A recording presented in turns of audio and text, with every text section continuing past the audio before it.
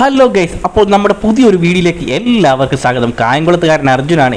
ഇപ്പോൾ നമ്മൾ പോകാൻ പോകുന്നത് പറശ്ശിനിക്കടവ് സ്നേക്ക് പാർക്കിലാണ്. അപ്പോൾ എല്ലാവരും നമ്മുടെ വീഡിയോയുടെ കൂടെ നമ്മുടെ കൂടെ പോരെ നമുക്ക് പറശ്ശിനിക്കടവ് സ്നേക്ക് പാർക്ക് ഒന്ന് കണ്ടു തന്നെ വരാം.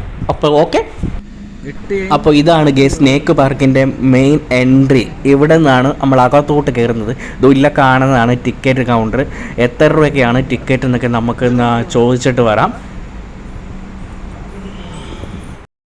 5 വയസ്സിന് താഴെ, അതായത് 4 വയസ്സ് വരെ ടിക്കറ്റ് ഫ്രീ ആണ്. പിന്നെ 5 വയസ്സിനും 12 വയസ്സ് വരെ ഉള്ളവർക്ക് 30 രൂപയും ബാക്കി മേളോട്ട് ഉള്ളവർക്ക് 50 രൂപയാണ് ടിക്കറ്റ് വരുന്നത്. 80 വയസ്സിന് മുകളിലുള്ളവർക്ക് തികച്ചും ഫ്രീ ആണ്. അപ്പോൾ ഇതിൻ്റെ അകത്തെ വിശേഷങ്ങളിലേക്ക് പോകാം. ഇപ്പോൾ നമ്മൾ കയറി അങ്ങോട്ട് ചെല്ലുമ്പോൾ തന്നെ നമ്മുടെ മുൻ മന്ത്രിയായിരുന്ന എം വി രാഘവൻ്റെ ഒരു ശിലാഫലകം അവിടെ വെച്ചിട്ടുണ്ട്. പുള്ളിയാണ് ഈ ഒരു സ്നേക്ക് പാർക്ക് ഇവിടെ വരാൻ വേണ്ടി പ്രയത്നിച്ച വ്യക്തി മന്ത്രിയായിരുന്ന സമയത്ത്. അവിടുന്ന് ലെഫ്റ്റ് തിരിഞ്ഞ് നമ്മൾ ആദ്യം ചെന്ന് കയറുന്നു പറഞ്ഞാൽ ഫിഷിൻ്റെ ഒരു ഫിഷ്, അതായത് വളർത്തുമീനിൻ്റെ ഒരു ഇതിലേക്കാണ്. വിവിധ തരത്തിലുള്ള വളർത്തുമീനുകളുടെ ഒരു ശേഖരം തന്നെ ഇവിടെയുണ്ട്. ആദ്യമേ ചെല്ലുമ്പോഴേ ഒരു ടാങ്കാണ്. ടാങ്കിൽ നല്ല ബ്ലാക്ക് മോളി അങ്ങനെ എന്തോ ഒരു മീനാണ്. ഓരോ മീനും അതിൻ്റെ പ്രത്യേകതകളും എല്ലാം അവിടെ ബോർഡിൽ പ്രത്യേകം എഴുതി വെച്ചിട്ടുണ്ട്. ഓരോ മീനും അത് ഏതൊക്കെ ഇനം മീനുകളാണ്, അതിൻ്റെ പേര്, അങ്ങനെയുള്ള സംഭവങ്ങളെല്ലാം അവിടെ പ്രത്യേകം എഴുതി വെച്ചിട്ടുണ്ട്. അക്വേറിയം, എല്ലാ അക്വേറിയത്തിലും വിവിധ തരത്തിലുള്ള മീനുകളാണ് ഇവിടെ സജ്ജീകരിച്ചിരിക്കുന്നത്. പിന്നെ നമ്മൾ ചെറുപ്പത്തിലൊക്കെ വളർത്തിയിട്ടുള്ള പല മീനുകളും ഇപ്പോൾ ഇവിടെ ഉണ്ട്. ഇപ്പോൾ ഇത് കണ്ടപ്പോൾ എനിക്കതാണ് ഓർമ്മ വന്നത്. നമ്മൾ കുഞ്ഞായിരുന്ന സമയത്ത്, അതായത് സ്കൂളിലൊക്കെ പഠിക്കുന്ന സമയത്ത് ഈ മീനെ വളർത്തുന്നത് ഒരു ഹോബിയായിട്ടുള്ള കുട്ടികൾ ഉണ്ടാവുമല്ലോ. സ്ഥിരം കുട്ടികൾക്കാരുള്ളവരെല്ലാവരും സ്കൂളിൽ പഠിക്കുന്ന സമയത്ത് 5ലും 6ലും 4ാം സ്റ്റാൻഡേർഡിലോ 7ലും ഒക്കെ പഠിക്കുന്ന സമയത്ത് വീട്ടിൽ ഈ കളർ മത്സ്യങ്ങളെ വളർത്തുന്ന ഒരു ശീലം ഉണ്ടല്ലോ, അതിനെ ഓർമ്മിപ്പിക്കുന്ന രീതിയിൽ ഇവിടെ അക്വേറിയത്തിൽ ഇതെല്ലാം സജ്ജീകരിച്ചിരിക്കുമ്പോൾ അതാണ് ഓർമ്മ വരുന്നത്. അടിപൊളി രസമാണ്. അക്വേറിയത്തിൻ്റെ കളറും അതിൻ്റെ കൂടെ ലൈറ്റ് കൂടെ ഇട്ട് മീനെ കാണാൻ നല്ല പ്രത്യേകം ഭംഗിയാണ്. അത് നമുക്ക് വീട്ടിലൊക്കെ ചെയ്യുമ്പോൾ നമുക്ക് അങ്ങനെ തന്നെയല്ലേ. പിന്നെ അത് കണ്ട് നല്ല രസമുണ്ട് കാണാൻ. അത് കണ്ടിറങ്ങിയപ്പോൾ താണ്ട് ഇവിടെ എന്തൊക്കെ സംഭവങ്ങൾ ഇവിടെ ഉണ്ടെന്നുള്ളതിൻ്റെ ഇടയിൽ എഴുതി ബോർഡൊക്കെ ഇവിടെ പതിച്ചിട്ടുണ്ട്. ഇവിടുന്ന് ലെഫ്റ്റ് തിരിഞ്ഞ് അങ്ങോട്ടാണ് അടുത്ത പോകുന്ന ഒരു ഓന്തിൻ്റെ ഒരു ഇതില്ല. പക്ഷേ ഓന്തിനകത്തില്ല, ശോകമാണല്ലോ ഗേസ്, ശോകമാണ്. കാരണം വെച്ചാൽ ഓന്തിൻ്റെ സംഭവമൊന്നുമില്ല. ഇവിടെ തന്നെ കാട്ടുപൂച്ച, ജംഗിൾ ക്യാറ്റ്, അതാണെങ്കിൽ ഒറ്റ ഒരെണ്ണമുണ്ട്, വലിയൊരു കൂട് അടിച്ചിട്ടേക്കും. പക്ഷേ അതിനകത്ത് ഒരെണ്ണമുണ്ട് രാജാവിനെ പോലെ തന്നെ മണ്ടയ്ക്ക് കയറിയിരിക്കുന്നുണ്ട്, ജംഗിൾ പൂച്ച. സാധാരണ നമ്മളെ പൂച്ചയുടെ കൂട്ടം തന്നെ ഇച്ചിരി വലിപ്പമുണ്ട്, അത്രയേ ഉള്ളൂ, വലിയ വ്യത്യാസമൊന്നുമില്ല, വലിപ്പമുണ്ട് എന്നുള്ളതാണ്. അത് കഴിഞ്ഞതാണ്ട് ആശാൽ മരപ്പട്ടി, ഈനാമ്പേച്ചിക്ക് മരപ്പട്ടി കൂട്ടെന്ന് പറയുന്ന പോലെ ഒരെണ്ണേ ഉള്ളൂ, അതിന് കൂട്ടായിട്ട് വേറൊന്നുമില്ല. ആ ഒരൊറ്റ മരപ്പട്ടിയെ കണ്ട് ഇങ്ങോട്ട് വന്നപ്പോൾ എമുവിൻ്റെ കൂടാണ്. ഇതിനകത്ത് 2 എണ്ണം ഉണ്ട്. ഒരെണ്ണം അപ്പുറത്തെ സൈഡിൽ നിൽപ്പുണ്ട്, ഒരു എമു താഴെ കിടക്കുന്ന ഒരെണ്ണം അവിടെ നടക്കുന്നു. എമുവിൻ്റെ കൂട് അത്യാവശ്യം 2 എണ്ണം ഉണ്ട്. വലിയൊരു കൂട് അടിച്ചിട്ടുണ്ട്, അതിന് 2 എണ്ണം ഉണ്ട്. പിന്നെ അടുത്തത് പരുന്ത്, വിവിധ തരത്തിലുള്ള പരുന്ത്, 2-3 സൈസ് പരുന്തുണ്ട്. മരത്തിൻ്റെ ചില്ലയിലിരിക്കുകയാണ് കൃഷ്ണപ്പരുന്ത്, അങ്ങനെ 1-2 ഐറ്റം ഉണ്ട്.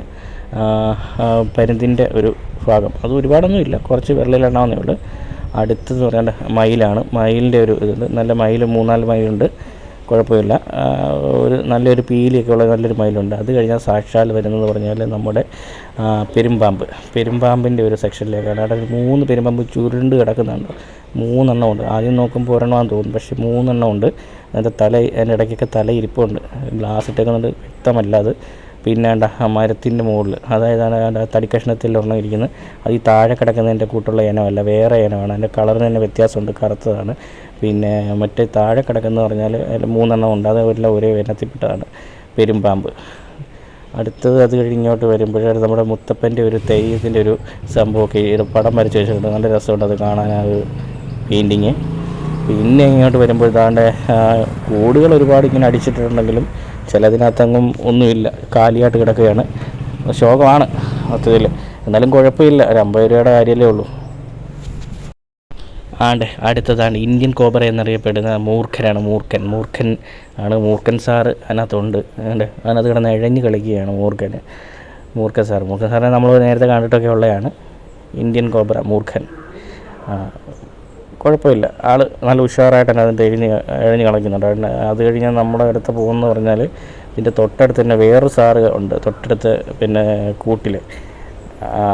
അങ്ങോട്ടൊന്ന് പോയാലോ, ആരാന്നറിയാമോ? ഏറ്റവും കൂടുതൽ വിഷമുള്ള, അതായത് അണലിയുണ്ട്. അത് പക്ഷേ അണലിയുണ്ട്, ചെറിയ ഒരെണ്ണമാണ് കേട്ടോ ഉള്ളത്. പിന്നെ അത് മൂലയ്ക്ക് ഇരിക്കുക, കാണാൻ പറ്റത്തില്ല, ഗ്ലാസ് ആയതുകൊണ്ട് കാണാൻ പറ്റില്ല. മൂലയ്ക്ക് കയറിയിരിക്കുകയാണ്. അതിന് ഇടയ്ക്ക് ഇരിപ്പുണ്ട്, കാണാൻ പറ്റില്ല. ചെറിയൊരു അണലി, ഒരൊറ്റ ഒരെണ്ണേ ഉള്ളൂ ഈ കൂട്ടിനകത്ത്. ഒരു അണലി സാർ അയാൾ ഇങ്ങനെ തണുപ്പ് പിടിച്ചിരിക്കുക. മൂർഖൻ്റെ കൂട്ട് ഇഴഞ്ഞ് നടക്കുകയൊന്നുമല്ല, ഒരിടത്ത് മൂലയ്ക്ക് ഇങ്ങനെ ഉരുണ്ടെടുക്കുക. ചെറുതാണ് അണലി. ഏറ്റവും പേടിക്കേണ്ട സാധനം, രാജവെമ്പാലയെക്കാട്ടി പേടിക്കേണ്ട സാധനമാണ് ഈ അണലി എന്ന് പറയുന്നത്.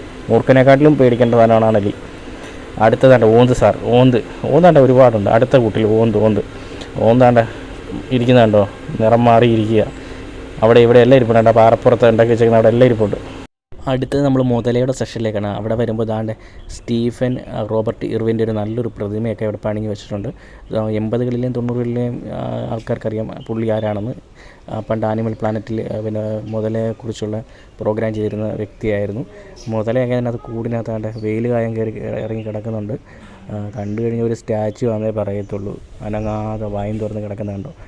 അത്യാവശ്യം മുതലയുണ്ട് ഈ കൂട്ടിനകത്ത്. ഈ സൈഡിലും ഉണ്ട്, അപ്പുറത്തെ സൈഡിൽ ചെറിയൊരു കുളം പോലെയുണ്ട്, അതിൻ്റെ സൈഡിലും അതിനകത്തും ഇറങ്ങി കിടപ്പുണ്ട് മുതല.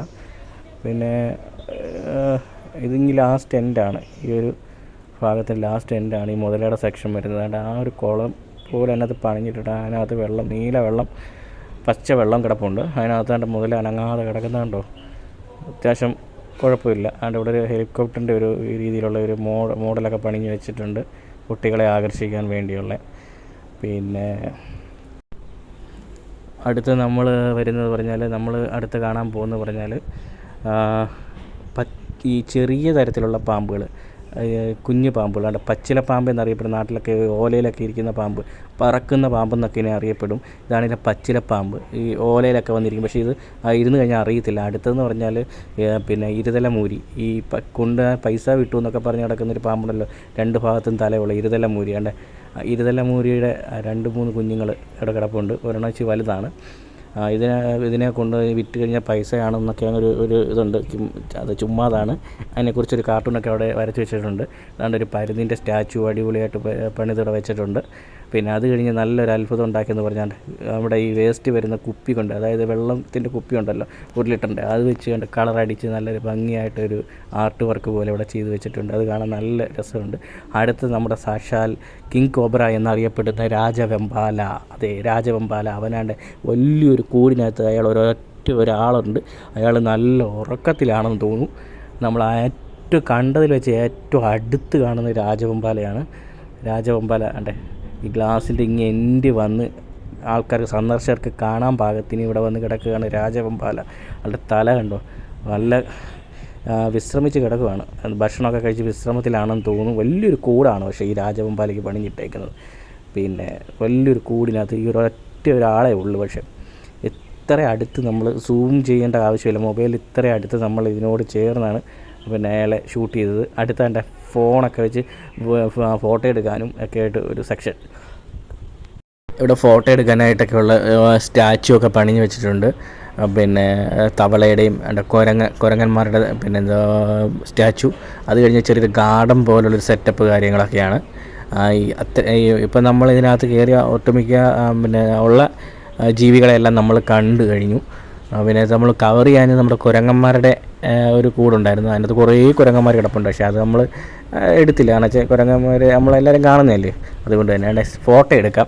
എന്നിട്ട് ഫോട്ടോ എടുത്തു കഴിഞ്ഞാൽ നമുക്കിന്ന് ഫോട്ടോ ഒക്കെ എടുത്തിട്ട് പിന്നെ പൈസ കൊടുത്തു കഴിഞ്ഞാൽ ഫോട്ടോ എടുത്ത് അന്നേരം തന്നെ ഫോട്ടോ അതിൻ്റെ കോപ്പി നമുക്ക് തരും. സ്നേക്ക് പാർക്കിൻ്റെ അതിൻ്റെ പുറത്തോട്ടുള്ള ഒരു കാഴ്ചയാണിത്.